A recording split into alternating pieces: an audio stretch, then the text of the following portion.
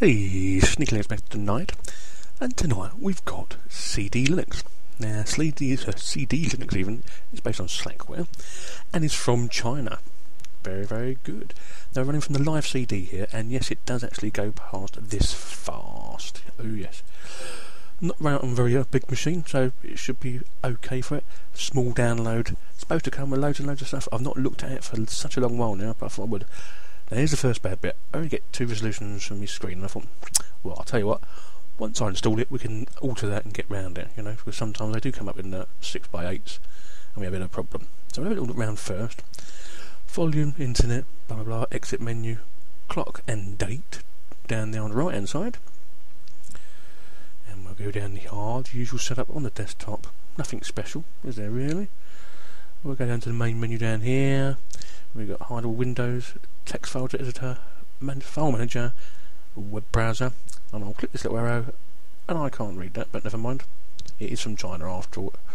Anyway, we click the menu, and I thought, right, let's get this little baby installed. So, install CDlinux. I press that. What the bloody hell's going on here?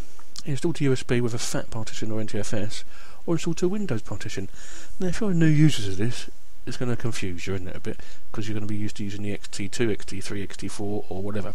Now we could get round this, but I didn't worry about doing it. I thought, well, if they can't put the option in there for XT for a new user, maybe they want a new user to use it, in Linux even. So I was a bit upset about that. We'll go a bit further along. You get the usual XFCE settings manager, everything's there for you to play with. A vast antivirus is on here, but I imagine you have to download the packages for that once you click on it. I didn't bother doing it. I'm trying to keep this one quite small, so it's a small distro.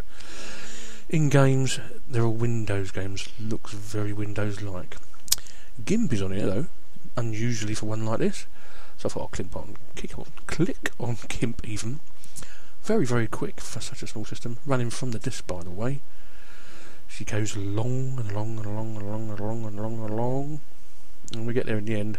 GIMP comes up eventually. There we go.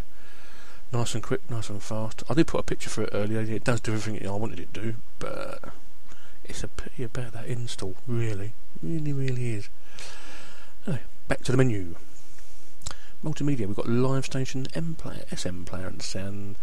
Network, you've got Amiel, FileZilla, Firefox, Pidgin and Skype, Slifid as well.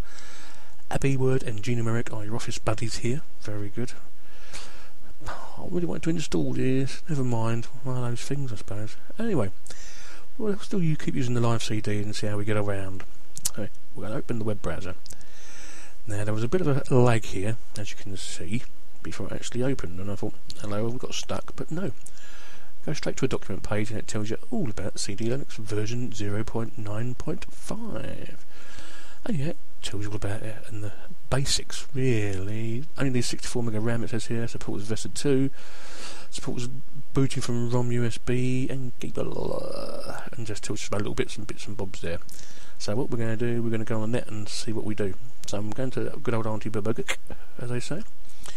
And then we'll go down to the BBC home page. This also took a long while. So obviously ain't right there in a way, because Fox at the moment is really, really opening really quick on all systems. So it's lagging there. It ain't my CD drive. The page comes up fine. The colours are not as good as I was expecting. It doesn't bounce out at you on the screen like a full Fox would, shall we say.